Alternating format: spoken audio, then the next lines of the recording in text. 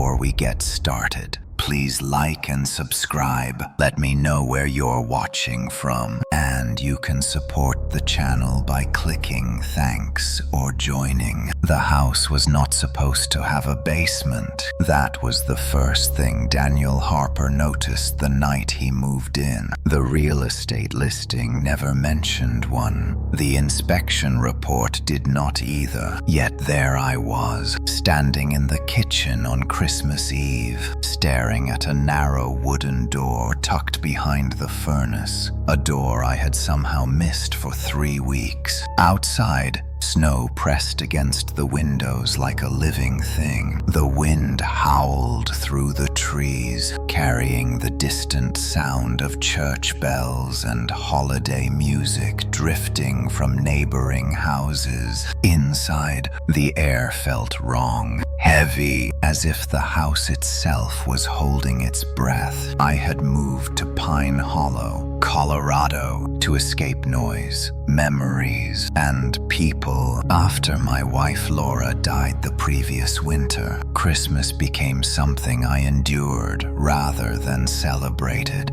Pine Hollow was quiet, too quiet, according to some, but silence was exactly what I needed until that door appeared. I tried to convince myself it had always been there. Grief does strange things to perception. Memory fractures. You see what you want to see, or what you fear. But when I knelt and brushed away the dust from the handle, my fingers came away cold, as if the metal had been resting in snow instead of a heated house. The door creaked when I opened it, a slow, complaining sound that echoed downward into darkness. A single bulb flickered to life at the bottom of a narrow staircase. I did not remember installing it. I did not remember wiring anything down there at all. The smell hit me next. Old fabric, damp concrete, and something else beneath it. Something organic and sweet in the wrong way. I told myself I would just look. 5 minutes, then I would close the door and forget about it. The steps groaned under my weight as I descended. Each one felt older than the house itself, worn smooth by countless feet. The walls were unfinished stone, sweating with moisture. My breath fogged in front of me. At the bottom, the basement opened into a single rectangular room, and in the center of it stood a mannequin. At least, that was what I thought it was at first. It was dressed in a Santa suit. The red fabric was faded and matted, the white trim yellowed with age. The boots were scuffed leather, cracked at the seams. The gloves hung stiff at its sides, and the beard was real, thick, gray, tangled. I laughed nervously, a short, sharp sound that died the moment it left my throat. Someone must have left it here, I thought. A previous owner, a prank, a forgotten decoration. But then I saw the chair. The mannequin was not standing. It was sitting, strapped to a wooden chair bolted into the concrete floor, leather restraints wrapped around its wrists, ankles, and chest. Rusted buckles dug into the fabric of the suit, pulling it tight against what looked disturbingly like a human shape beneath. My heart started to pound. I stepped closer, my shoes sticking slightly to the floor. The bulb above flickered again, casting long shadows that made the Santa suit seem to breathe. I noticed the stains then, dark blotches soaked into the red fabric, dried, old, some nearly black, others others brown. They were concentrated around the chest and abdomen. Blood. I should have run. Any rational person would have. But something about the scene held me in place. The way the head drooped forward. The way the beard brushed the chest as if weighed down by gravity. I reached out before I could stop myself. The fabric was stiff beneath my fingers. Cold. Too cold. As I touched the suit, a memory surfaced without warning. Laura laughing as she helped me wrap gifts. Laura teasing me about my terrible handwriting on Christmas cards. Laura wearing a cheap Santa hat she bought at a gas station, insisting it made her look festive. My chest tightened. I whispered her name without realizing it. That was when I noticed the tag sewn into the inside of the suit. I pulled it gently, peeling back the red fabric near the collar. The stitching was uneven, hand done. The tag itself was yellowed cloth with faded black letters. Property of Pine Hollow Volunteer Santa Program. Below that, written in pen so old it had nearly bled through the fabric,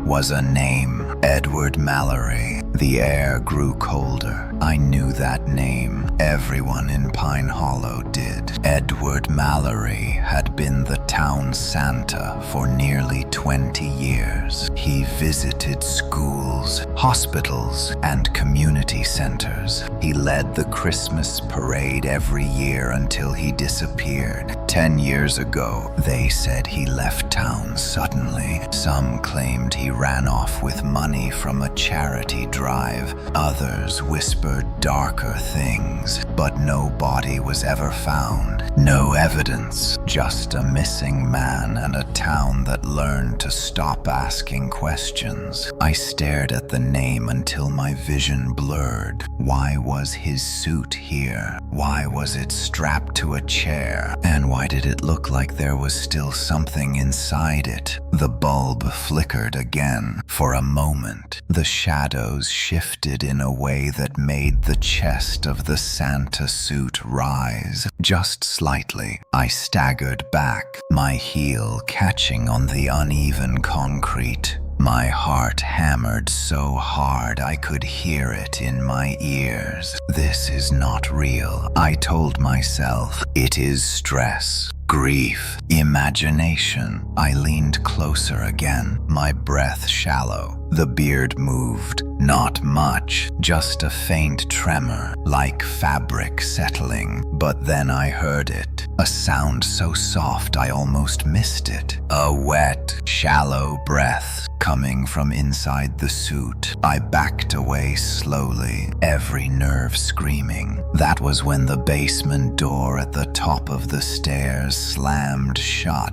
The light went out, and something inside the Santa suit began to move. I do not remember how long I stood in that darkness. Seconds stretched into something shapeless. Time lost, meaning the moment the light died and the basement swallowed me whole. All I could hear was my own breathing and something else layered beneath it. Slow, wet, patient. I fumbled for my phone, hands shaking so badly I nearly dropped it. When the screen finally lit up, the weak glow revealed just enough to make my stomach turn. The Santa suit had moved. The chair was no longer facing the same direction. It had rotated slightly, just enough that the head now angled toward the stairs. Toward me, I backed up until my shoulders pressed against the stone wall. My breath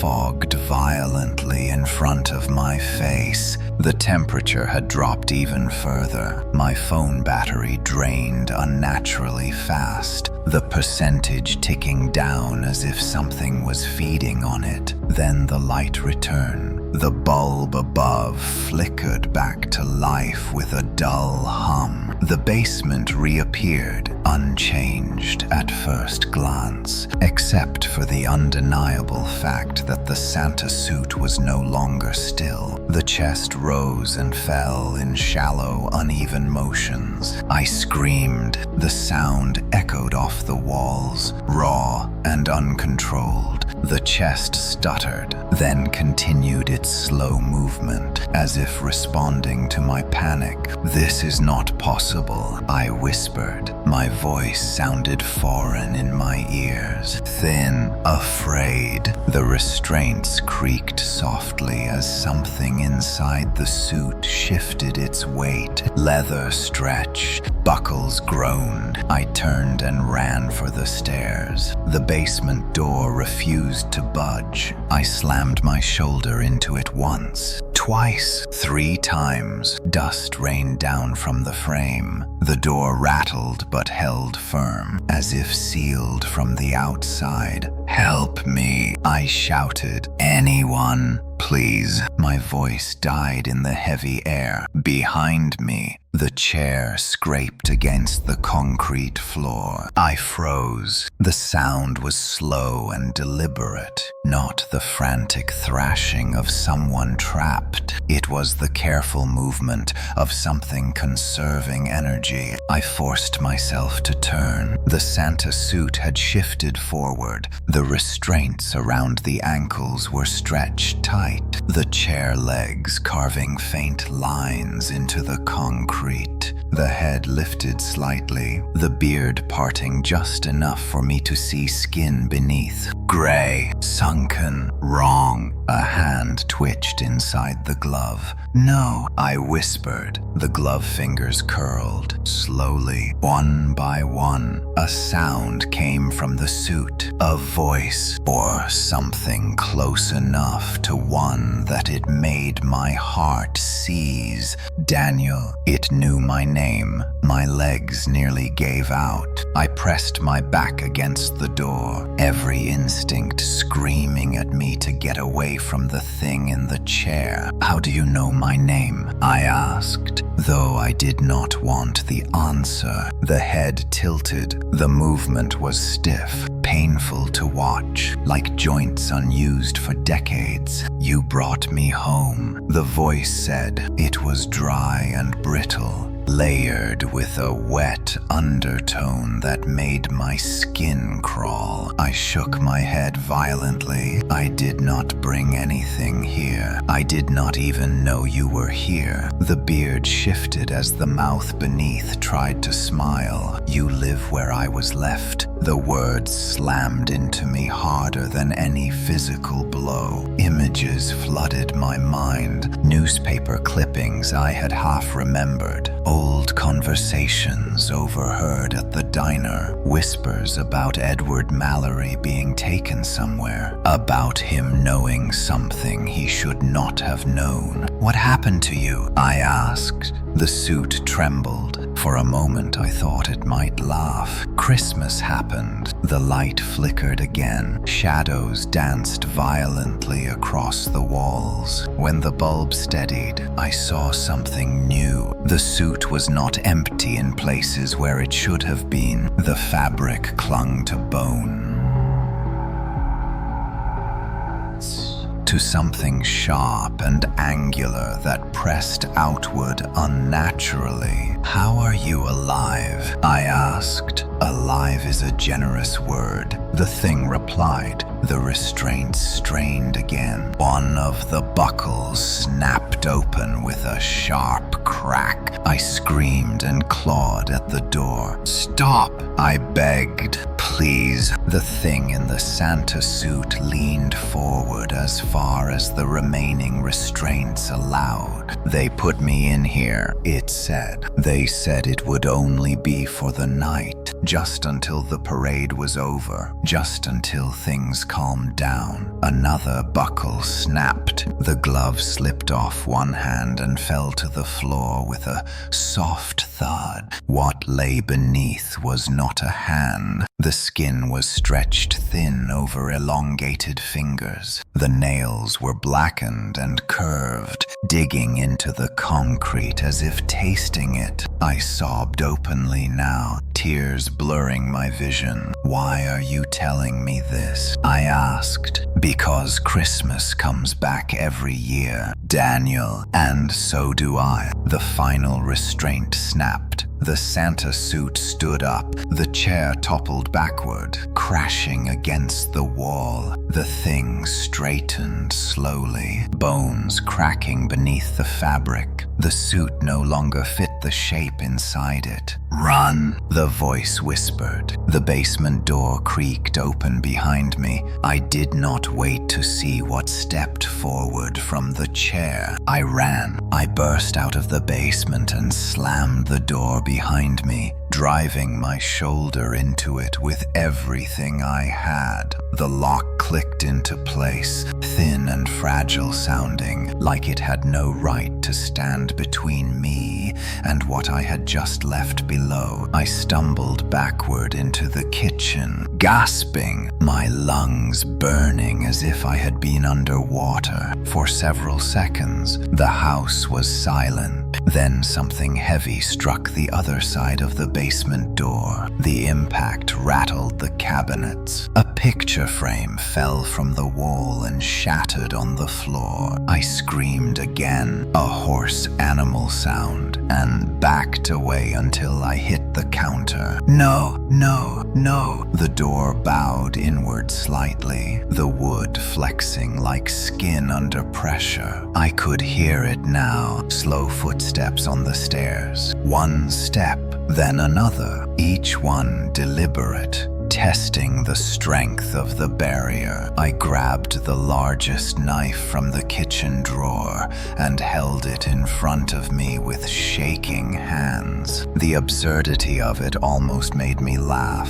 A kitchen knife against whatever was wearing that Santa suit. The footsteps stopped. For a moment, I dared to hope it had given up. Then a voice drifted through the door. "Daniel," it said my name with familiarity, with warmth. "Open the door." I clamped my hands over my ears and screamed for it to stop. The voice changed then. It softened, reshaping itself into something achingly familiar. "Laura," my breath caught in my throat. "Daniel, please." "You locked me out." The knife slipped from my fingers and clattered onto the floor. Tears streamed down my face before I could stop them. "That is not real," I whispered. "That is not her." But the voice knew things only Laura would know. The song she used to hum while brushing her teeth. The way she called me Danny when she wanted something. The promise I made to her in the hospital the night before she died. "You said you would never leave me alone." "Danny." The door shuddered again as something leaned against it from the other side. I sank to the floor, my back against the counter, hands clawing at my hair. "Why are you doing this?" I sobbed. "Because you listened," the voice replied.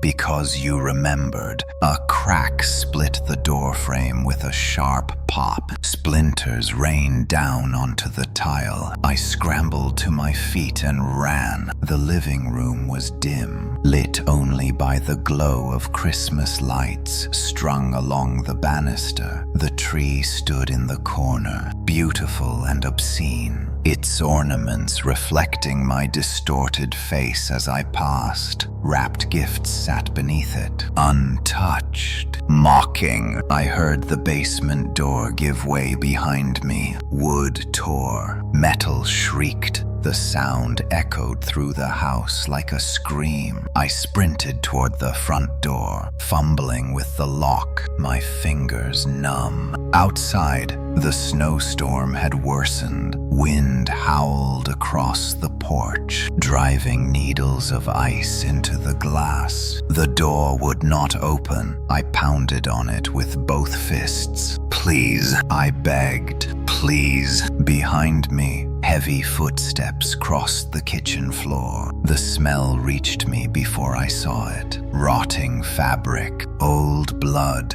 damp earth. I turned slowly. The Santa suit filled the doorway. Up close, the illusion shattered completely. The suit was stretched over something grotesquely wrong. The torso was too long, the arms bent at angles that made my stomach twist. The beard hung in clumps, slick with moisture, and the face, the beard no longer hid it. Edward Mallory stared out from within the suit with eyes that were no longer human. They were sunken deep into the skull, clouded and reflective, like something that had spent years staring into darkness. He smiled. It was a broken, painful-looking expression, as if his face had forgotten how to do it. "You see me now," he said. I backed away until I hit the Christmas tree. Ornaments shattered under my feet. Glass crunched like bone.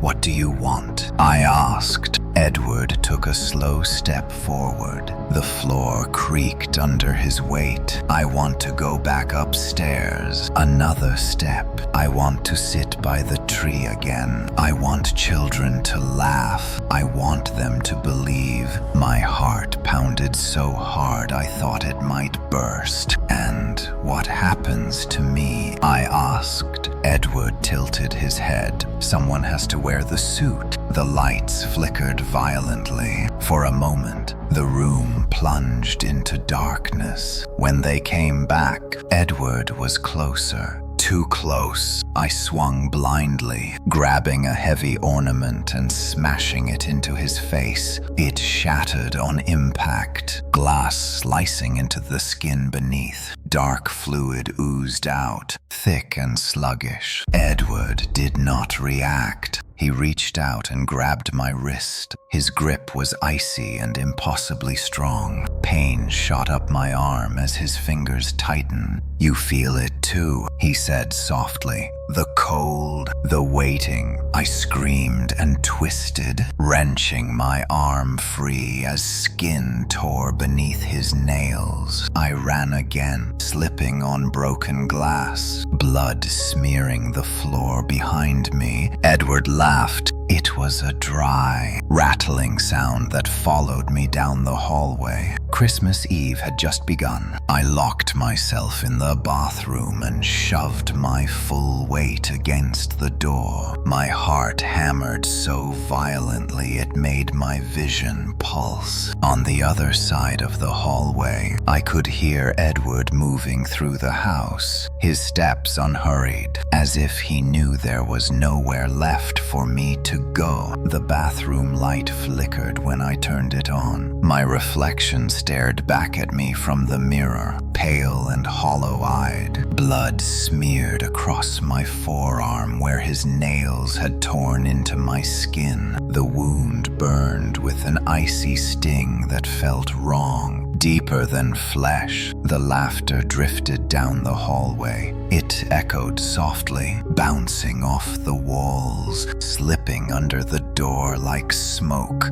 "You cannot hide in there forever, Daniel." I slid down to the floor, pressing my hands over my mouth to muffle a sob. My phone lay shattered somewhere in the living room. No signal, no help, just me and the thing wearing a Santa suit. The doorknob turned slowly. I braced myself, staring at it, waiting for the door to explode inward. It did not. Instead, the knob stopped turning. There was a long pause. Then the voice spoke again. "Calmer now. Do you know what it is like to wait?" "Daniel," the words were almost gentle. to sit in the dark and listen to laughter above you, to hear children singing while the cold eats its way into your bones. Images flooded my mind without my consent. A basement filled with darkness, a single flickering bulb, a wooden chair, Edward Mallory strapped down, helpless, listening to the parade outside.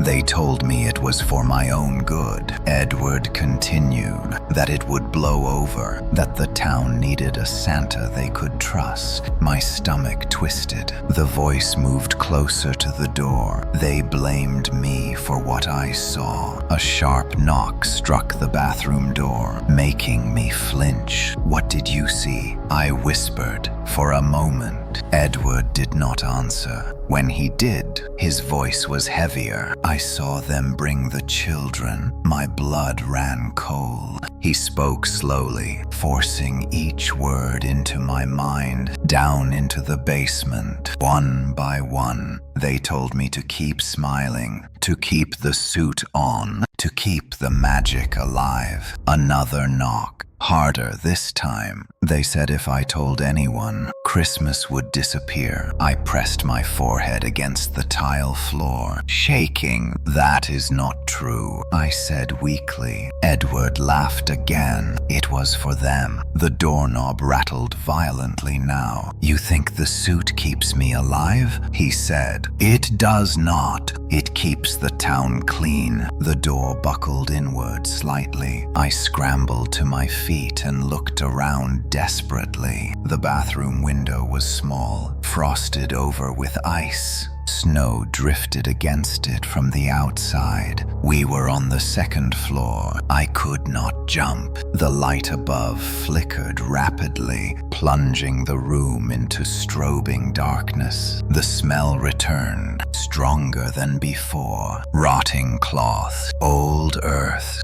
"Daniel," Edward whispered, his voice right outside the door now. "You are already part of this house." The door cracked open an inch. Cold air flooded the bathroom. I slammed my shoulder against it, forcing it shut again. My strength was fading fast. "Why me?" I screamed. "Because you stayed," Edward replied. "Everyone else leaves Pine Hollow eventually. You stayed." The lock snapped. The door flew open. Edward filled the doorway, towering over me. Up close, the damage to his body was undeniable. The Santa suit was fused to him in places, fabric grown into flesh. Veins pulsed beneath the red cloth like worms beneath skin. He stepped inside the bathroom, forcing me back against the sink. "You feel the cold now," he said softly. "That is how it starts." His hand closed around my injured arm. Pain exploded through me, sharp and numbing at the same time. The skin around the wound darkened instantly, veins turning black as frost spread outward. I screamed. Edward leaned close, his breath freezing my cheek. "The suit needs a heartbeat," he whispered. "The bathroom mirror cracked from top to bottom, and Christmas needs a Santa." I do not remember how I got out of the bathroom. One moment, Edward was gripping my arm, his fingers burning with a cold that sank straight into the bone. The next, I was on the hallway floor, gasping, the door hanging crooked on its hinges. The bathroom light had gone dark. Edward was gone. For several terrifying seconds, I wondered if I had imagined everything. Then I saw the frost. It crawled across the hallway floor in thin white veins, spreading outward from the bathroom like something Allah. Wherever it touched, the wood darkened and cracked. The air burned my lungs with every breath. I pushed myself up and staggered toward the stairs. My arm throbbed violently. The skin around the wound had turned a sickly gray, veins standing out in sharp relief. When I touched it, there was no warmth.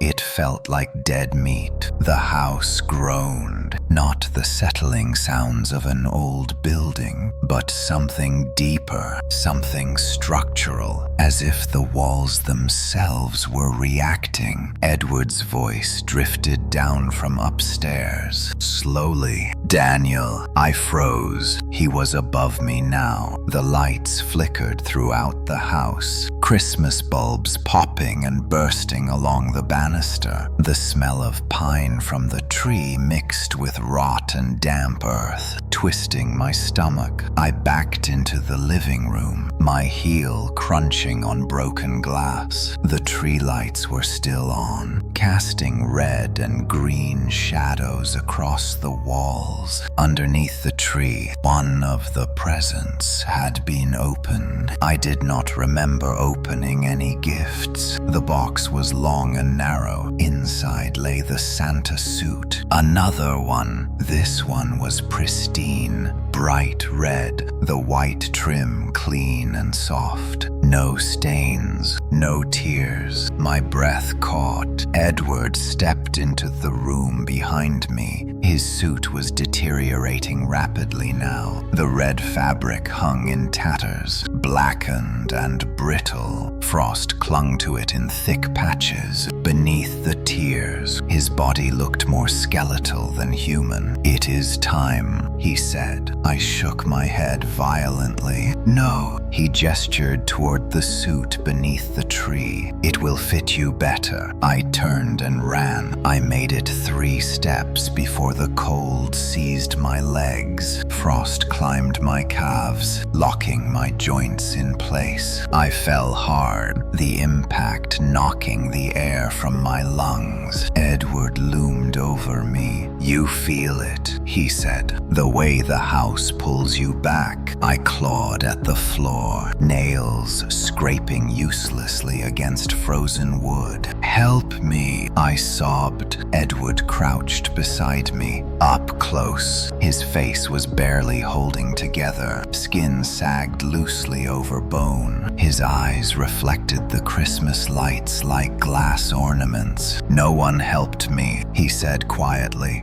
He reached down and peeled the glove from his hand. Beneath it, the flesh was blackened and split, fingers elongated and jointed wrong. When he touched my injured arm, the cold surged violently through my body. I screamed as images flooded my mind. The basement, the chair, children crying, the parade music above, muffled and cheerful. Edward's memories forced themselves into me, layering over my own until I could no longer tell where mine ended. "This is how it passes," he whispered, memory to memory, house to house. I felt something tear inside my chest. The Santa suit beneath the tree began to move. The fabric rippled as if stirred by a wind that did not exist. The sleeves lifted slightly. Reaching, I shook uncontrollably. "Please," I begged. "Take it back." Edward smiled sadly. "Christmas does not go backward." The frost reached my chest. My heart stuttered, struggling against the cold. My breath came out in white clouds. Edward stood, straightening with visible effort. "When the town wakes up tomorrow," he said, "they will hear bells. They always do." He stepped backward, his form already beginning to blur, his suit collapsing inward, as if empty. "Wait!" I cried. He paused at the doorway. "You will do fine, Daniel. Just remember to smile." The pristine Santa suit slid across the floor toward me. The lights went out, and something warm and heavy settled over my chest. I woke up on the living room floor with the taste of metal in my mouth and the sound of bells ringing somewhere far away. For a brief, fragile moment. I thought it had all been a dream. The basement, Edward, the suit. Grief does terrible things to the mind. Then I tried to move. Cold wrapped around my body like a second skin. Not the sharp shock of winter air, but a deep settled chill that felt permanent. My fingers were stiff. When I looked down, I saw red fabric pooled across my chest. The Santa suit. It was draped over me like a blanket. I screamed and tried to tear it away, but my hands moved sluggishly, as if pushing through thick water. The fabric clung to me, heavy and warm in a way that made my stomach churn. I could feel it responding, tightening slightly where my fingers pressed, as though aware of my touch. No, no, no. I forced myself upright, gasping. The living room was empty. The Christmas tree stood straight and perfect again. No broken glass, no blood, no frost. The house looked normal, too normal. The suit slid from my shoulders and pooled at my feet. I stared at it, chest heaving. It looked harmless now, just a costume. My reflection caught my eye. I staggered toward the mirror above the fireplace. The man staring back at me looked older, thinner. My skin had taken on a grayish pallor, and my eyes seemed brighter somehow, reflecting light they should not have been able to catch. When I lifted my injured arm, the wound was gone. No blood, no torn flesh, only faint white lines beneath the skin, branching outward like frost patterns on glass. A knock echoed through the house. I flinched violently. Daniel Harper, a cheerful voice called. Santa is late. I backed away from the mirror. Another knock. Louder. The front door rattled. It is Christmas morning. Memory stirred. Uninvited. Edward standing beneath the tree. His words. When the town wakes up tomorrow, they will hear bells. I grabbed the suit and staggered toward the door, meaning to throw it outside, to bury it in the snow, to burn it. The door opened before I reached it. Children stood on the porch. At least, they looked like children at first glance, wrapped in scarves and mittens, cheeks flushed red from the cold. Their eyes were wide with excitement. Behind them, the street was full of people, neighbors I had barely spoken to since moving in, smiling, watching. Santa, one of the children said breathlessly. You're late. My mouth opened. Ho ho ho came out instead. The sound froze me in place. I clamped my hand over my mouth, heart racing. The children laughed. Santa is funny today. A woman stepped forward from the crowd. Mrs. Klein from down the street. She held out a sack. You know the routine, she said gently. You always do. I looked down at my hands. They were gloved. White fur trimmed my wrists. Red sleeves stretched up my arms. The suit was on me. I had no memory of putting it on. I shook my head. I can't, I said. My voice wavered, but it sounded deeper, warmer. The crowd shifted uneasily. Of course you can, Mrs. Klein said. You always do. Something inside my chest tightened painfully. A pull, a pressure. I stepped forward. The bells grew louder as I moved among the children. Memories brushed against mine.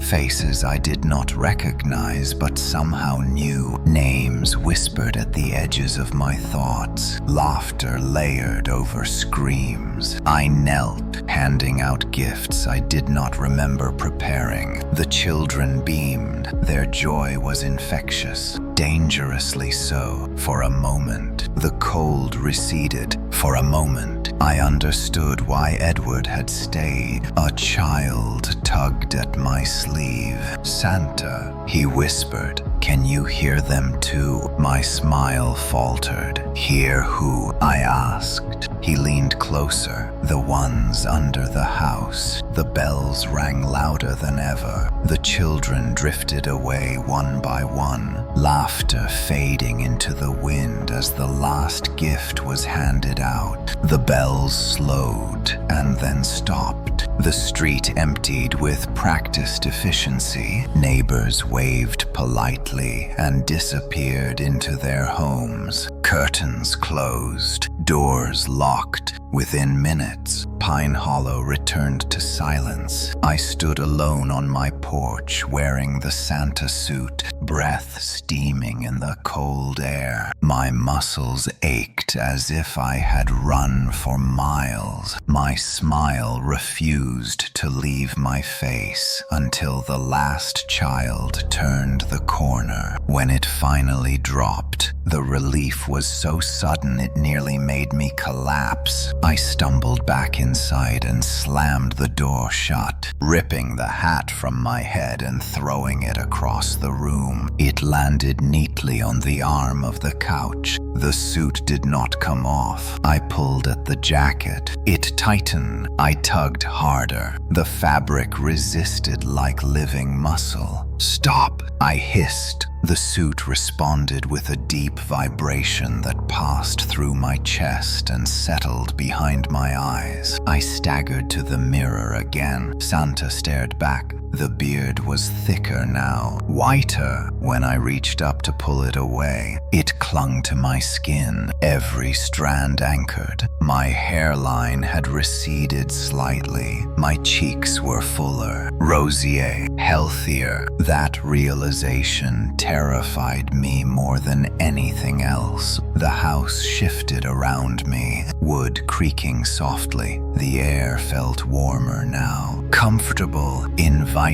A pull guided me toward the stairs. No, I backed away, fighting the pressure building in my chest. Not the basement. The pull strengthened. Images flickered behind my eyes. The chair, the bulb, the quiet waiting. I screamed and staggered into the kitchen, grabbing a chair and wedging it under the basement door handle. My hands shook violently. "You do not own me," I said. The house responded with a long sigh. The door rattled once, then stopped. I sank to the floor, shaking. Minutes passed, maybe hours. Eventually, exhaustion dragged me into uneasy sleep. I dreamed of bells. When I woke, it was night again. The suit was still on me. The house was not empty. I heard movement downstairs, soft footsteps, a dragging sound. I crept to the top of the stairs, heart pounding. The living room was lit only by the glow of the Christmas tree. Shadows stretched unnaturally long across the floor. Someone stood near the fireplace. At first, I thought it was Edward. Then I saw there were 3 of them. They wore Santa suits in varying states of decay. One was little more than fabric stretched over bone. Another sagged inward as if hollow. The third stood straighter than the others, face hidden behind a thick beard. They turned in unison. "Welcome," the tallest one said. His voice was layered, many voices speaking together. "Who are you?" I asked. "Those who wore it before," he replied. "Those who kept the promise." The others stepped closer. Their movements were stiff but purposeful. "We stay close on the first night," one said. "To make sure you settle." I backed away until I hit the wall. I did not agree to this. The tallest Santa tilted his head. None of us did. Images surged through me. Faces, names, years blurring together. A line of men stretching back through decades, all of them smiling. all of them waiting. "What happens if I refuse?" I asked. Silence. Then the tallest Santa stepped forward. "You already tried," he said. He gestured toward my arm. I looked down. The frost lines beneath my skin had spread. They now formed intricate patterns across my chest,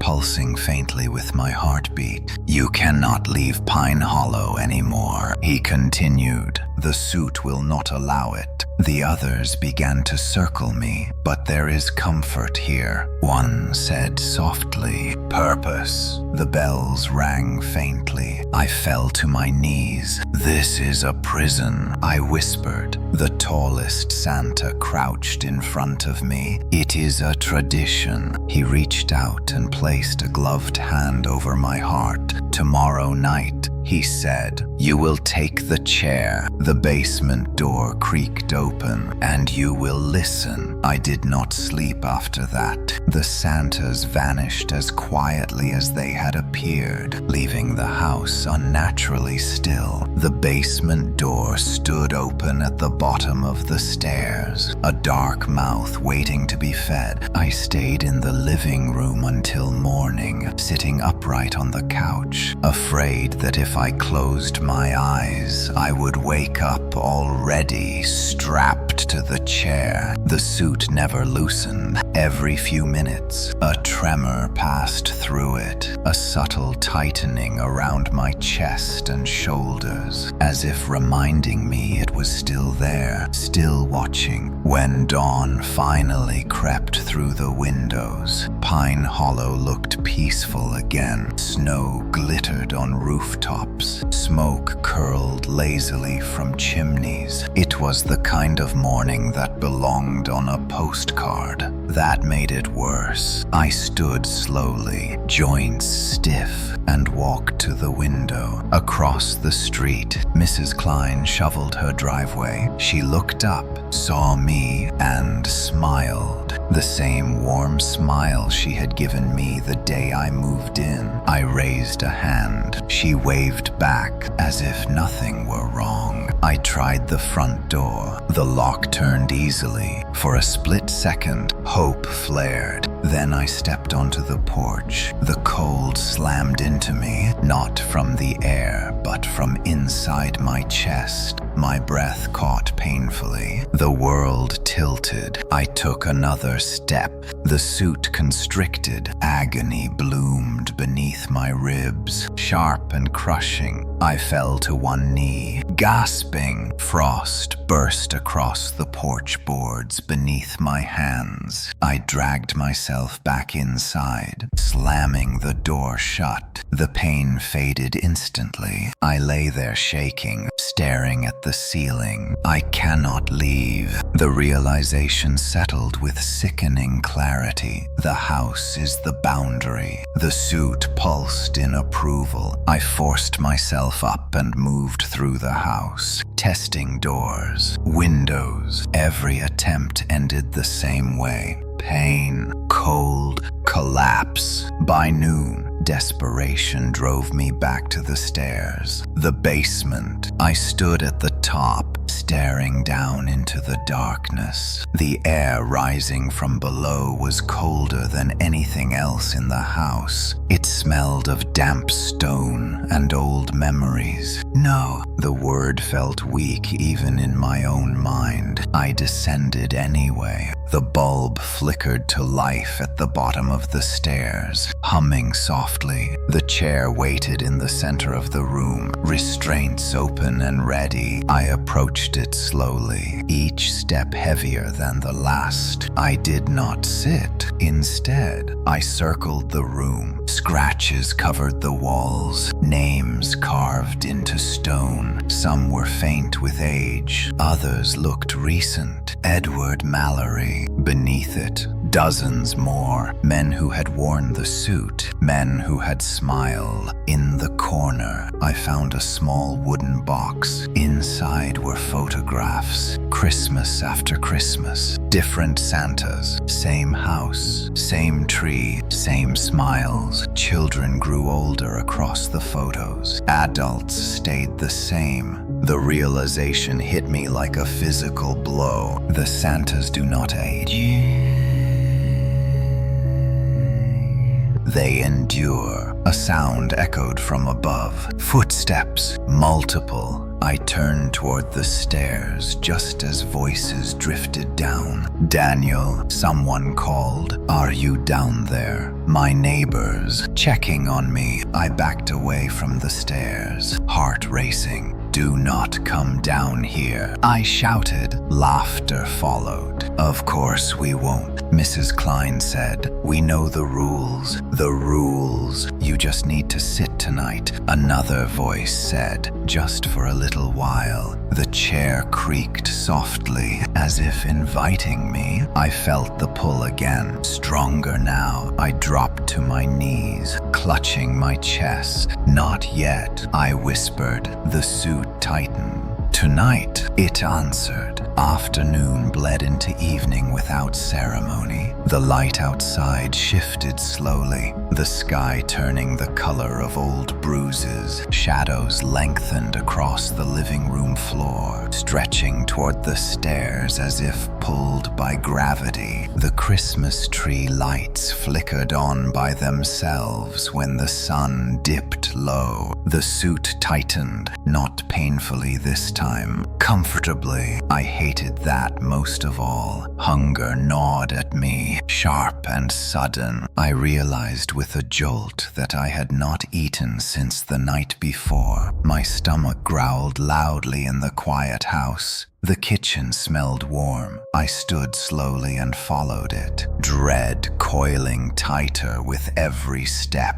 A pot simmered gently on the stove. Soup, steam curled upward, carrying the scent of herbs and meat. My mouth watered despite myself. I stared at the pot, heart racing. I had not turned the stove on. A bowl sat on the counter beside it. A spoon rested neatly inside. I backed away. "No!" The suit pulsed, tightening around my ribs. "Eat," it urged without words. My hands moved on their own. I sat at the table and lifted the spoon. The soup was hot, real, delicious. With every swallow, warmth spread through my body, pushing the cold farther back. My fingers loosened. My breathing slowed. I finished the bowl. Immediately, shame followed. The house creaked approvingly. I stood and wiped my mouth, avoiding the window. I did not want to see if anyone was watching. The clock on the wall chimed 6 times. A knock sounded at the front door. 3 slow raps. I froze. "Daniel," a voice called. "It is almost time." I opened the door. Mr. Hansen stood on the porch, his coat pulled tight against the cold. He smiled kindly, eyes soft. "We walk you down," he said. Behind him, others gathered. Men, women, families, all bundled against the snow. A procession. I shook my head. "I can't." Mr. Hansen placed a hand on my shoulder. "You can," he said gently. "And you must." The suit tightened reassuringly. I stepped onto the porch. This time, there was no pain. The streetlights flickered on as we walked. Snow crunched beneath our feet in unison. No one spoke. The basement window glowed faintly as we passed my house. Someone had turned the light on. At the community hall, the doors stood open. Warm light spilled out. Music drifted into the night. Soft, festive. Inside, tables were set with food. Children laughed. Garlands hung from the ceiling. A normal Christmas gathering, except at the far end of the room stood a familiar chair, bolted to the floor. The crowd parted as I approached. My heart pounded. "Not here," I whispered. Mr. Hansen squeezed my shoulder. "It used to be here," he said. "Long ago, before the house." I stopped stopped in front of the chair. Leather restraints hung open. The bells rang softly. A woman stepped forward holding the hat. She placed it gently on my head. The room blurred. The suit tightened fully, wrapping me in warmth and pressure. The noise faded until all I could hear was my own breathing. I sat. The restraints closed. Applause filled the hall. Somewhere deep inside my chest, something clicked into place, and far away, beneath the sound of bells and laughter, I thought I heard someone crying. The applause faded into a low murmur as the restraints settled around my wrists and ankles. Leather kissed skin. Metal clicked. Each sound felt final, like punctuation at the end of a sentence I had been trying not to read. Warmth spread through me in steady waves. The chair was not uncomfortable. It was molded, shaped, as if designed for my body alone. The pressure around my chest eased until my breathing found a slow, even rhythm. Panic dulled, smoothed down to a manageable ache. I hated the relief. The crowd resumed their conversations. Laughter rose and fell. Plates clinked. Someone turned the music up just a little. No one looked at me anymore. I realized then that the chair was not the center of the room. It was a corner. I was not the performance. I was the foundation. A woman approached with a clipboard. She smiled without meeting my eyes. "Time," she said quietly. She checked a box and stepped away. The bells began. Not loud, not yet. Just a gentle chiming that threaded through the music and conversation, barely noticeable unless you listened for it. I tried to move my fingers. They did not respond. The suit tightened slightly, a comforting squeeze. "Be still," it seemed to say. I focused on my breathing, in and out, warm, safe. A child laughed nearby. The sound pierced me. I twisted my head, searching for the source. A boy stood with his parents a few feet away, cheeks flushed, eyes shining. He stared at me openly. His smile faltered. He leaned toward his mother and whispered something. She stiffened and guided him away without a word. The bells grew louder. Images began to slide into my thoughts. Not memories, instructions, routes through town. Names, faces, the weight of sacks, the timing of visits. I tried to push them away. They settled deeper. A hand brushed my shoulder. "Mr. Hansen, doing well," he said. "First night is always the hardest." "How long?" I asked. My voice sounded distant. He considered. "Until it takes," he said. The bells swelled. The room blurred at the edges. The ceiling lights stretched into streaks. My heartbeat synchronized with the chiming. Something pressed against my back from inside the suit. A presence, not Edward. Older, broader, patient. I understood then that the suit was not empty when it waited. It was layered. The weight increased. My breath caught. The warmth intensified until it bordered on heat. Sweat beaded on my forehead despite the cold air. I gasped. A seam along the inside of the suit shifted, not tearing, opening. Pressure slid inward, wrapping around my chest, my spine, my skull. I screamed. No sound came out. The bells drowned everything. Faces swam past me, some familiar, some long dead. Edward was there. He did not speak. He nodded. The pressure eased. The screaming stopped. The bells softened. When the room came back into focus, the chair felt like part of me. The suit no longer resisted my breathing. It matched it. Mr. Hansen checked his watch. All set, he said. The restraints opened. I stood. The crowd turned as one. They smiled. I smiled back. The smile felt natural. Outside, the bells rang bright and clear. It was time to visit the houses. The night welcomed me. Cold air slid easily into my lungs as I stepped outside the community hall, the bells guiding my movements like a steady heartbeat. Snow fell in lazy spirals, catching the glow of streetlights and turning the town into something unreal, beautiful. Calm, I pulled the sack over my shoulder. It was heavy, but not with toys. I knew that without needing to look inside, the knowledge sat comfortably in my mind, placed there with care. Routes, timings, names, which houses welcomed me,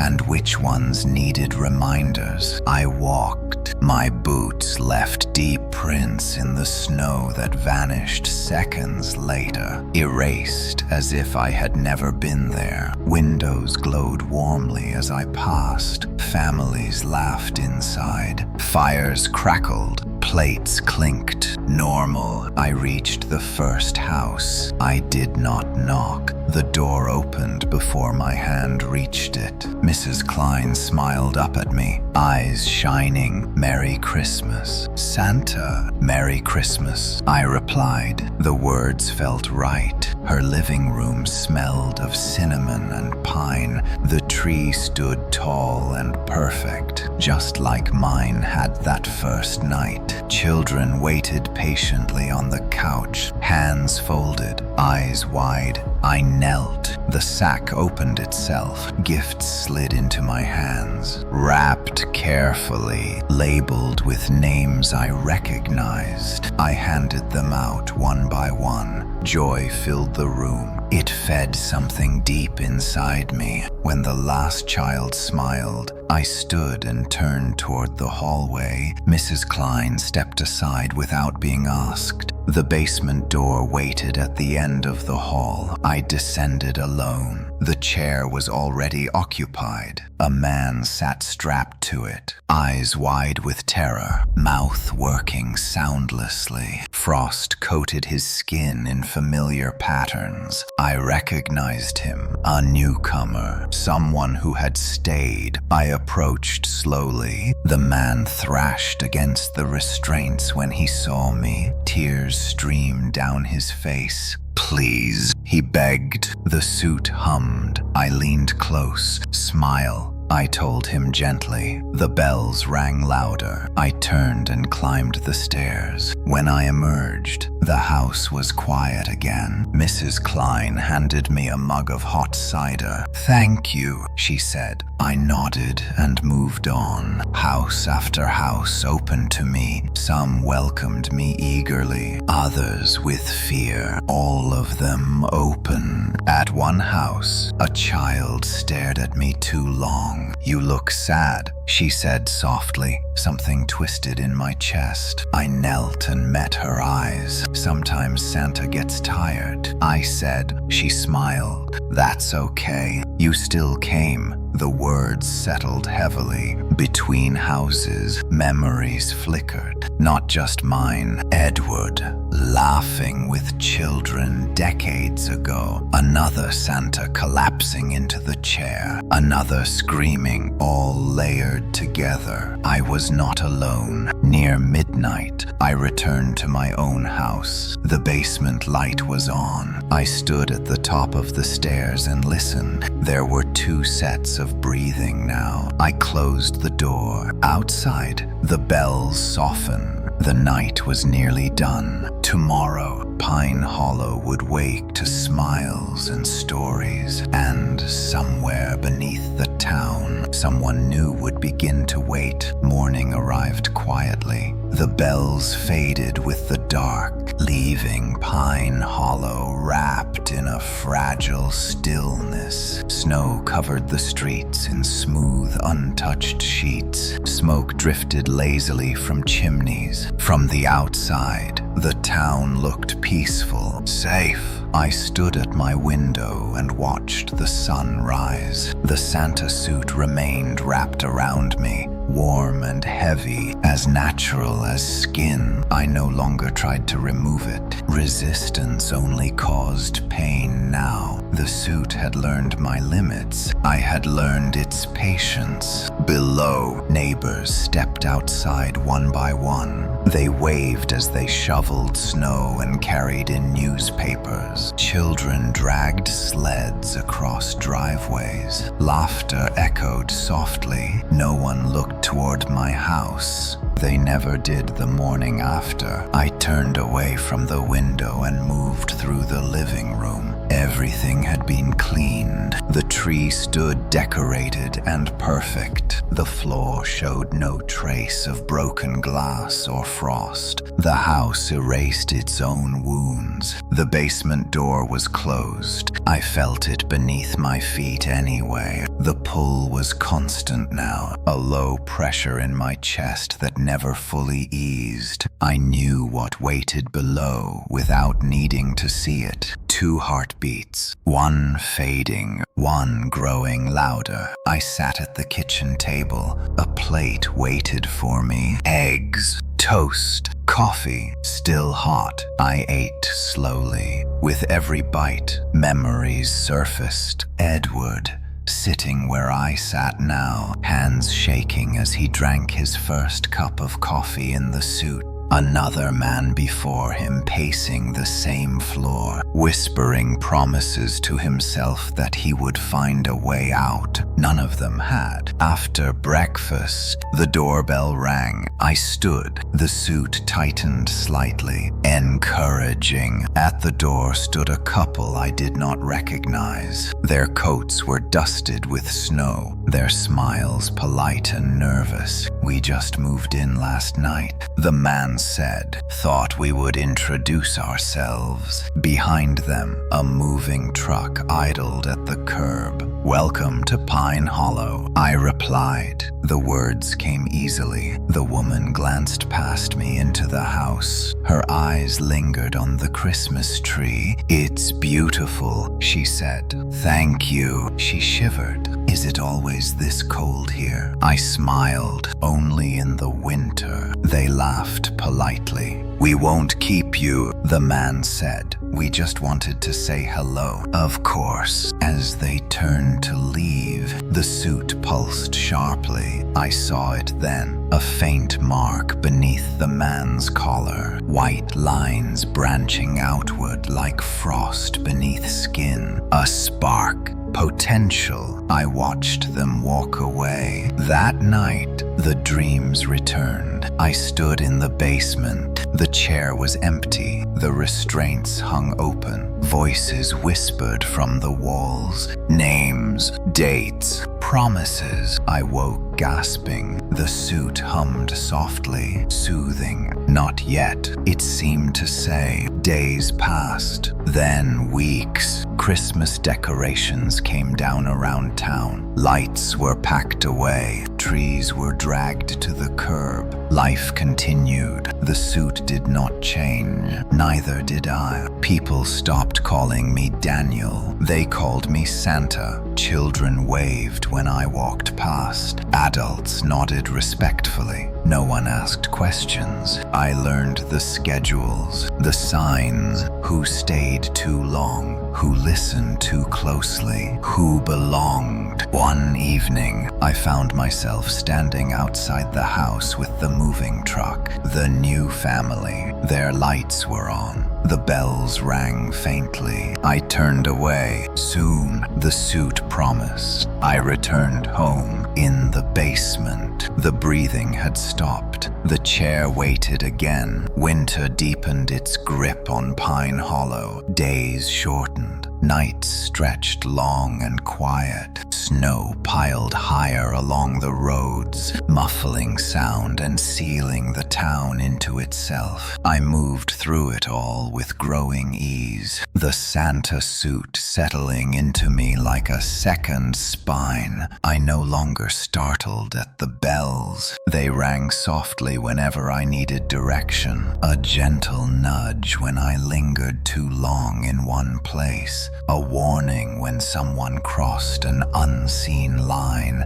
I learned the patterns: who stayed inside after dark, who avoided the basement in their homes, who slept poorly and dreamed too vividly. Grief left a scent. It clung to people the way cold clung to breath. I felt it strongest at the grocery store. I stood in line, basket empty as always, while others chatted around me. No one questioned why I never bought food. The suit provided what I needed: warmth, strength, purpose. A woman ahead of me wiped at her eyes repeatedly. Her shoulders shook despite her efforts to stay composed. Her husband had died the week before. Heart attack, sudden. She turned and noticed me watching. "I'm sorry," she said quickly. "It's all right," I replied. The bells chimed faintly. I smiled. That night, I dreamed of the chair, not empty, occupied by faces that shifted constantly. Men, women, even one child, all blurred together beneath the red fabric. I woke shaking. The suit tightened comfortingly. Not yet. The phrase had become familiar. As January turned to February, the town grew quieter still. Fewer visitors, fewer cars passing through. Pine Hollow did not advertise itself in winter. Those who came rarely stayed, except when they did. The woman from the store knocked on my door one evening. Her name was Clara. She stood on the porch, clutching her coat, eyes red, face pale. "I don't know why I'm here," she said. "I did. Come in," I told her. She hesitated only a moment before stepping inside. Warmth washed over her immediately. She sighed despite herself. "It's always so cold out there," she murmured. The house liked her. I poured tea. She wrapped her hands around the mug and stared down into it. "I keep hearing him," she whispered. "My husband. I hear him in the walls at night." The bells rang softly. "You're not imagining it," I said. Her eyes snapped up. "What do you mean?" I met her gaze. "Pine Hollow remembers people." She began to cry then, quietly at first, then openly. I did not move. When she finally looked at me again, something had shifted behind her eyes. "Do you hear them too?" she asked. "All the time." She nodded slowly, as if that confirmed something she had already suspected. When she left, the frost marks had begun to form beneath her skin. I watched from the window until she disappeared down the street. The bells rang in approval. That night, I stood at the top of the basement stairs. The chair creaked softly below. "Soon," I whispered. The suit agreed. February cracked open like thin ice. A thaw came and went, leaving behind a deeper cold. Pine Hollow grew restless in small, subtle ways. Doors closed faster. Conversations ended when I entered a room. People smiled, but their eyes tracked me longer than before. They knew what time it was. The bells rang more often now. Not loud, insistent. Clara began to change. I noticed it first in the way she walked. Slower, as if the ground resisted her steps. Frost traced her breath even indoors. When she smiled, it took effort, the corners of her mouth trembling before lifting. She came to see me every evening. We sat at the kitchen table, the same one. Edward one's Uzi.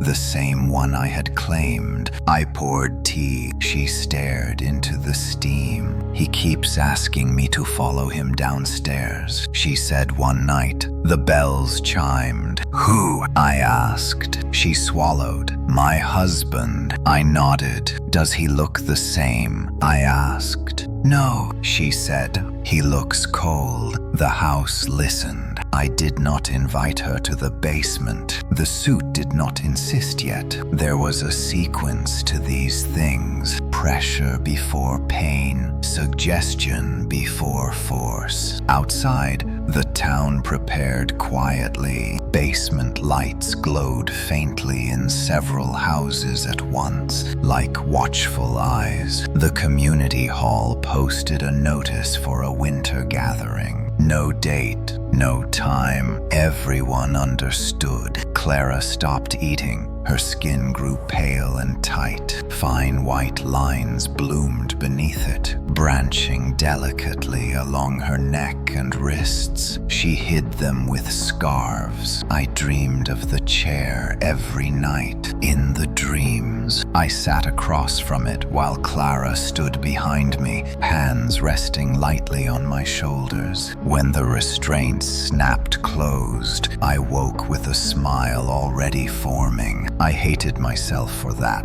One evening, Clara did not knock. She was already inside when I came downstairs. She stood at the base of the stairs, barefoot, eyes unfocused. He says it's warm down there, she whispered. The bells rang loudly. I descended slowly and took her hands. The suit tightened approvingly. It's only cold at first, I said. She nodded, tears sliding silently down her cheeks. We reached the basement. The chair waited. The restraints hung open. Clara looked at it and shuddered. I can't, she said. I stepped behind her. You can, I said gently. You already have. The bells reached a steady rhythm. She sat. The restraints closed. She screamed then, long and raw. I stood back. The suit hummed. Above us, the town breathed as one. When Clara finally went quiet, the frost had reached her chest. Her breathing slowed. The chair accepted her. I turned off the light and climbed the stairs. Soon, I thought. The bells agreed. Clara did not scream again. That was the first sign the change had truly begun. I returned to the basement at dawn, the bells guiding me softly down the stairs. The air was colder than usual, sharp enough to sting. The bulb flickered weakly above the chair, casting long, trembling shadows across the walls. Clara sat perfectly still. Her head was bowed, chin resting against her chest. The restraints held firm, but they no longer looked necessary. Frost coated her eyelashes, her hairline, the hollow of her throat. Each breath rose and fell slowly, steadily, alive. For now, I stood in front of her and waited. Minutes passed. Then her fingers twitched. The movement was small but deliberate.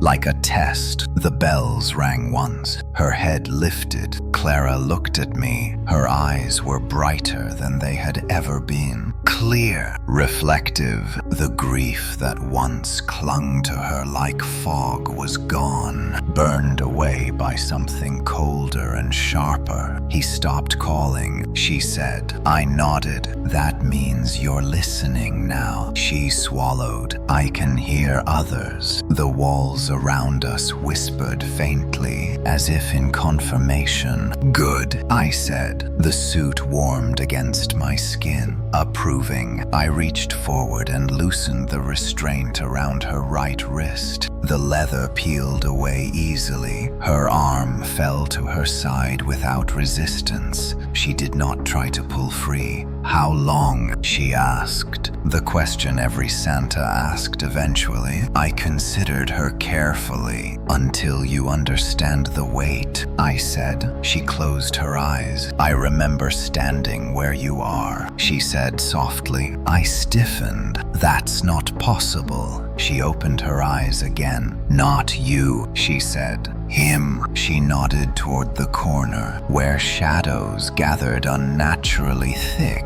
Edward. For a brief moment, I saw him there, not fully formed. Just the suggestion of a man in a tattered suit, watching quietly. The first ones never leave, Clara said. They just step back. The realization pressed into me heavily. How many? I asked. She smiled faintly. Enough. Above us. The house creaked. The town was waking. I secured the restraint again and turned away. Rest. I told her. Tonight, we will test your legs. The bells rang twice. Upstairs, the house felt different, lighter, as if a burden had shifted. I stood at the kitchen window and watched the town begin its day. Children trudged to school, parents waved, cars started. No one looked toward the basement windows. They never did. That afternoon, I felt something new.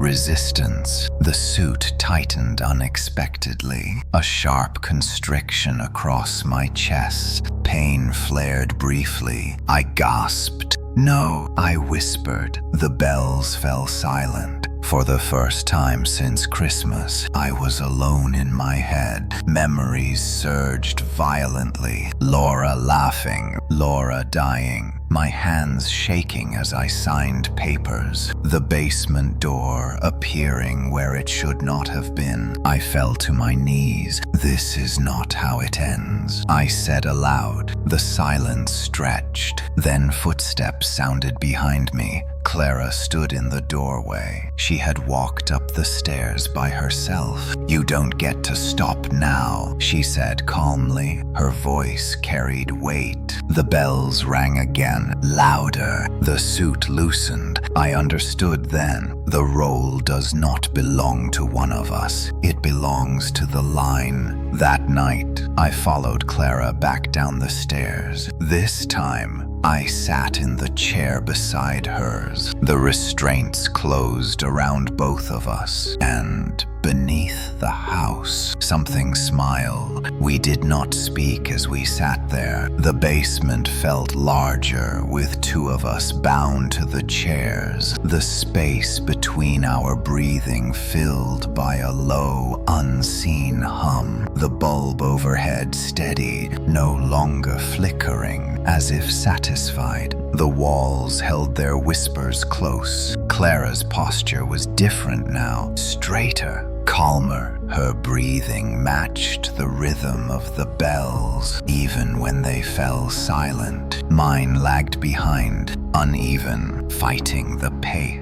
The suit around me tightened and loosened in small corrections. Learn, it urged. I closed my eyes. When I opened them, the room had changed. Not physically. The chair, the restraints, the stains on the floor were the same, but I could see the layers now. The basement was a palimpsest of nights like this. Impressions pressed into stone. Shadows overlapped where others had sat. Hands that were no longer there rested on armrests that remembered their grip.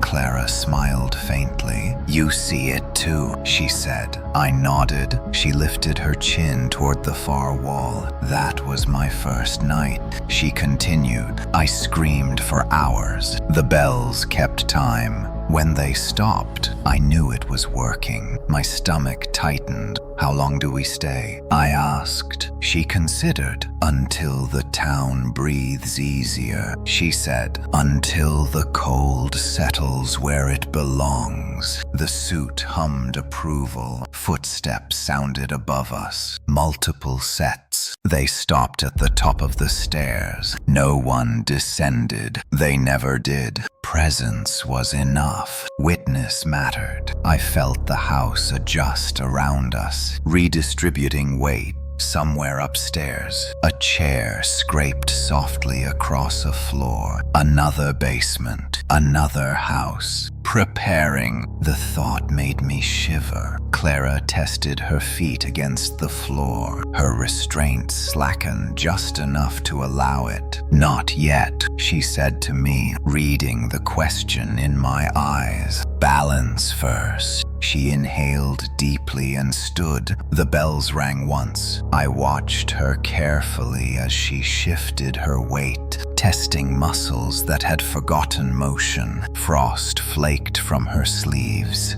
and vanished before touching the ground. She was steady. The suit tightened sharply around my chest. "Not you." Anger flared. "Why her?" I demanded. Clara looked at me with something like sympathy. "Because you brought me here," she said. "Because the line moves forward, not sideways." The truth stung. She stepped closer and placed a gloved hand on my shoulder. "You will still matter," she said. "The foundations always do." The bells rang twice. My restraints loosened slightly, enough to hurt. Pain shot through my legs as circulation returned in sharp needles. I gasped and clenched my jaw to keep from screaming. "Good," Clara said. "Hold that." Hours passed, or minutes. Time thinned in the basement. When the bells rang again, Clara guided me through standing. The suit fought me, then relented just enough to let me rise. My knees buckled, but I stayed upright. Above us, laughter drifted faintly through the floorboards. A party, the town celebrating a lighter night. We were the reason. Near dawn, Clara sat again. "Your turn tonight," she said. I stared at the chair. "Not alone," she added. The bells fell silent. In that quiet, I understood. This was not punishment. It was maintenance. The first night I was left alone again, the basement felt different.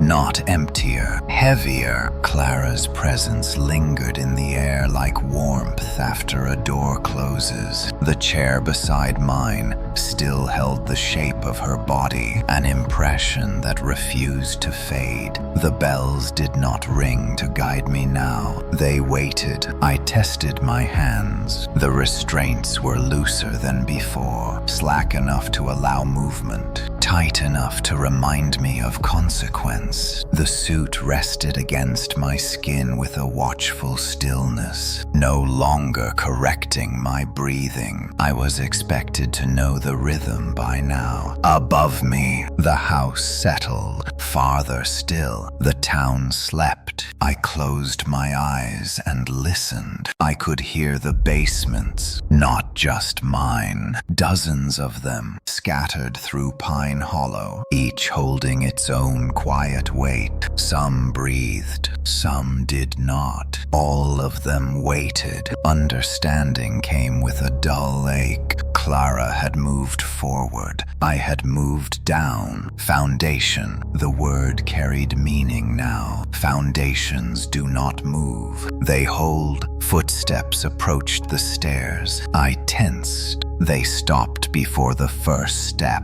A voice drifted down. "Daniel, Mr. Hansen, you doing all right down there?" I did not answer. He did not expect me to. The house adjusted slightly, sealing sound, redistributing pressure. The voice faded. Witness complete. Hours passed, or perhaps minutes. Time behaved strangely this close to the ground. Eventually, the bells rang once. A signal. I stood. Pain lanced through my legs, sharp and bright, then dulled to a heavy throb. The suit tightened briefly, then relaxed, allowing me to take a step, then another. I walked, The basement extended farther than it had before, stretching into corridors I had never seen. Stone gave way to packed earth. Old supports creaked overhead, holding up not just my house, but the memory of all the others. I passed doors. Some were open. Inside, I saw glimpses of other foundations. Men and women seated quietly, eyes open, breathing slow. Some looked aware. Others were already fading into the walls that held them. No one spoke. We did not need to. I reached a wider chamber. In its center stood a ring of chairs. Most were occupied. Clara stood among them. She turned as I approached. "You made it," she said. The bells rang softly. She gestured to the last empty chair. I hesitated. This one was different. The restraints were thicker, the metal darker, older. "What is this place?" I asked. "The roots," she replied, "where the weight settles." I looked around. Faces stared back at me. Some I recognized from photographs. Edward. Others whose names I had never learned. All of them smiling faintly. "Sit," Clara said. I did.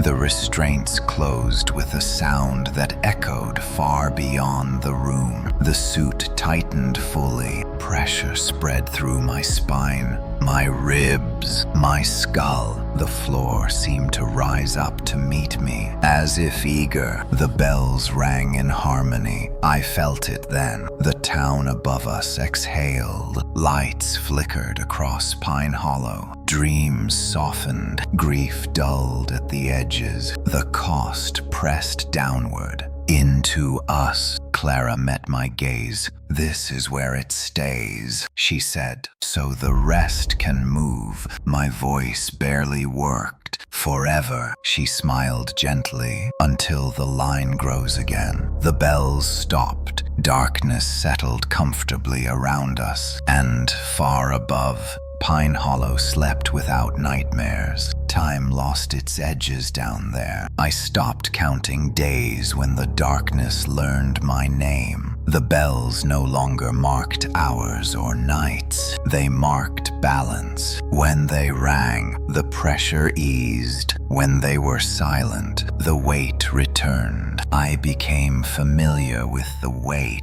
It pressed through my bones and into the ground beneath the chair, sinking deep into whatever held Pine Hollow upright. I felt the town above me, the way one feels weather coming through old scars. Fear moved like a storm, grief like a slow snowfall. Joy was light, fleeting, barely registering. I learned to tell the difference. Sometimes the weight shifted suddenly, sharply, and I knew someone had arrived. A newcomer, someone who stayed too long, someone who listened too closely to the walls. Other times it spread evenly, and I knew Clara was walking the streets, bells guiding her path. I saw her only rarely now. When I did, it was not with my eyes. She appeared as a warmth in the pressure, a subtle easing that passed through the ring of chairs. Her presence meant the line was moving forward, that another layer was being added above us. I felt proud of her. That thought terrified me. Edward spoke once, not aloud. His presence brushed against mine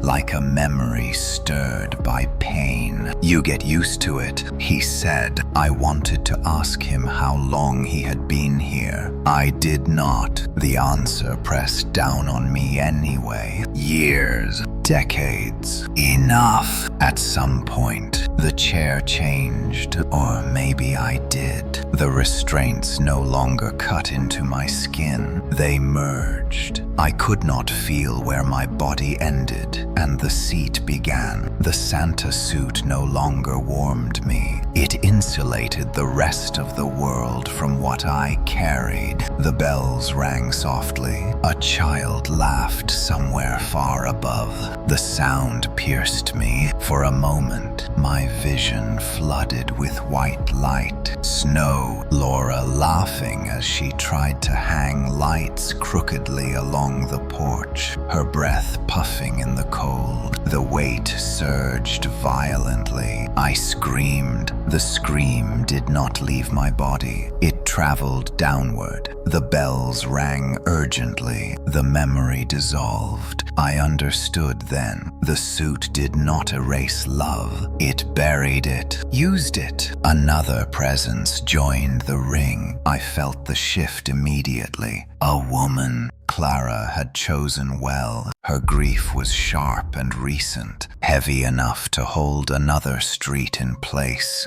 "Welcome," I whispered. She did not hear me yet. That came later. Above us, Pine Hollow celebrated a birthday party. Candles flared. Wishes were made. The weight redistributed. I took more of it. The bells chimed approval. I thought of escape sometimes. Not physically. That concept no longer applied. I thought of forgetting, of letting myself sink fully into the stone and leave the town to manage itself. The bells fell silent when I tried. Not allowed. The line must remember itself. Another winter came. I felt it in the way the cold sharpened, in the way the bells grew clearer, in the way Clara's warmth strengthened as she prepared again. The chair tightened. Soon, the bells promised. Soon, another would take her place above, and I would sink deeper. The weight settled comfortably. I closed my eyes. Above me, Pine Hollow slept peacefully, and beneath it, we held. The first crack in the balance felt like a tremor in a buried bone. It woke me from a half-dream that had no images, only pressure. The bells rang out of sequence, a sharp, uneven pattern that had not existed before. Around the ring, the other foundations stirred, breaths shifting, restraints tightening in reflex. Something was wrong. The weight surged without warning. It did not distribute evenly. It slammed. I felt it tear through the line like a wave breaking against stone. Chairs groaned. The floor vibrated. Somewhere far above, glass shattered.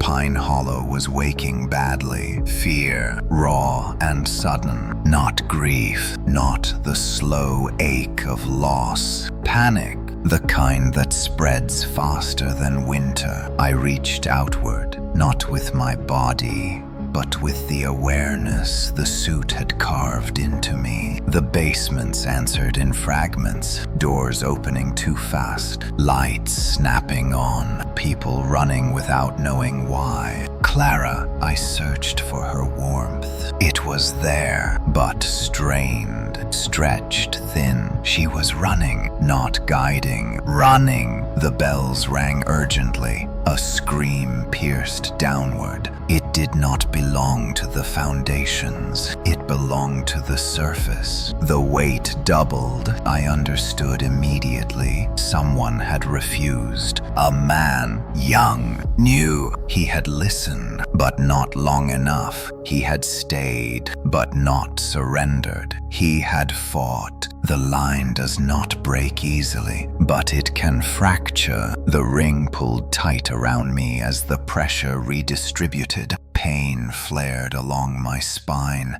bright and consuming. The suit fused tighter, sealing every thought that was not essential. Hold, the bells commanded. I held. Above me, Pine Hollow fractured, doors slammed. People shouted, children cried without knowing why. The town tried to remember itself and failed. Clara stumbled into my awareness, her warmth flickering erratically. "He won't sit," she said. I felt her fear. It was sharp, pure. It cut through layers that had not moved in years. "You must make him," I replied. She hesitated. The weight spiked again. The hesitation cost us. A foundation 2 chairs away screamed. The scream sank into the earth and stayed there. The ring closed ranks, absorbing the loss. One less. The pressure increased. Clara moved. I felt it in the way the weight shifted, how the bells steadied slightly as she acted. She was learning what it meant to force balance instead of invite it. The man fought harder. His panic burned hot, chaotic. The chair rejected him twice. On the 3rd attempt, something cracked. The bells rang long and low. The pressure eased, not fully. Enough.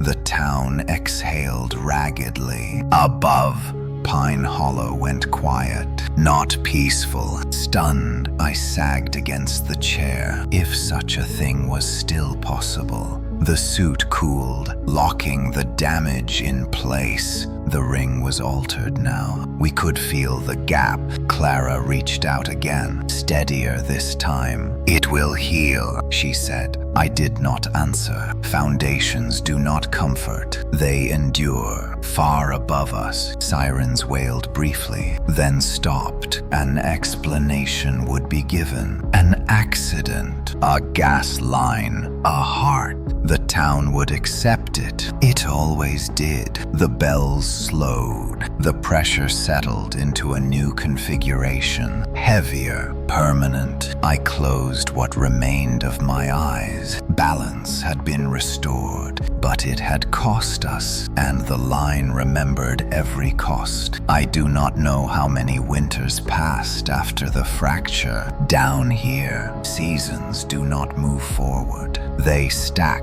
cold layered on cold until time becomes weight instead of memory. I stopped wondering what year it was when the bells stopped answering that question. The balance held. That was all that mattered. The town above learned to live with a thinner margin. Fewer newcomers stayed. Those who did were watched more closely. Clara adapted. She always did. Her warmth hardened into precision. Her hesitation burned away by necessity. She visited the ring only once after the fracture. When she did not speak. She stood at the edge of the chamber, Santa suite pristine and bright, looking down at us with something close to reverence. The bells did not ring. They did not need to. I felt pride again. I let it happen. That was my final mistake. Pride creates imbalance. The weight shifted subtly, almost imperceptibly, but I felt it immediately. The foundations always do. A hairline fault running through something ancient and patient.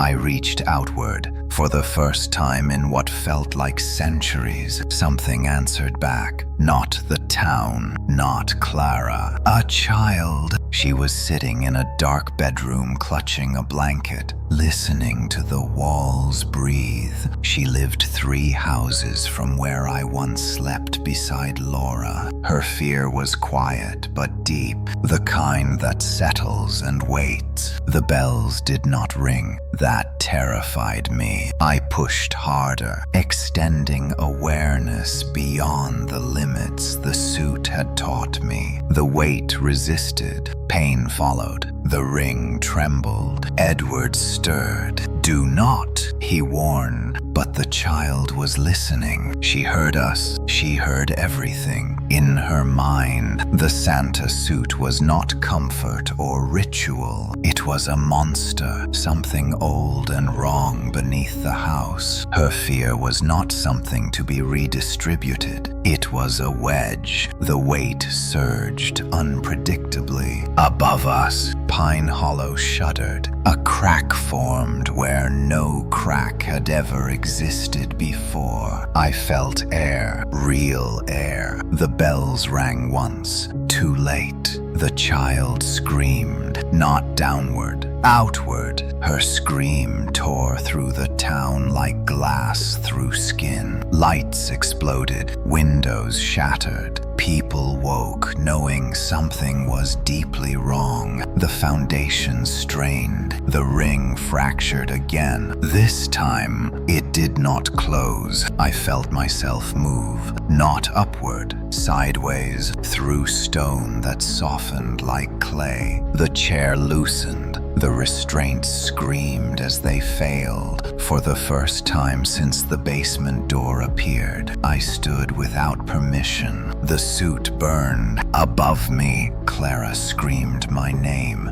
Daniel, I did not answer. I followed the sound of the child. I emerged beneath her house, in a space that should not exist. Walls breathing, ceiling sagging under impossible weight. She stared at me through the darkness. Her eyes did not reflect light. They reflected understanding. "You are Santa," she whispered. I knelt. "No," I said. "I am what is left when Santa fails." The weight collapsed inward. The bells shattered. Pine Hollow fell silent. When sound returned, it was wind through empty streets. No bells, no pressure, no warmth. The town stood hollowed but standing, like a body after a long illness. They would tell stories about that winter, about the Christmas when the bells never rang, about the Santa suit found in the basement. Empty. I do not know where I am now. I only know the weight is gone, and something else is listening. The story ends here. Thank you for watching and listening to the whole story. Please subscribe to the channel and turn on the bell to listen to the next stories.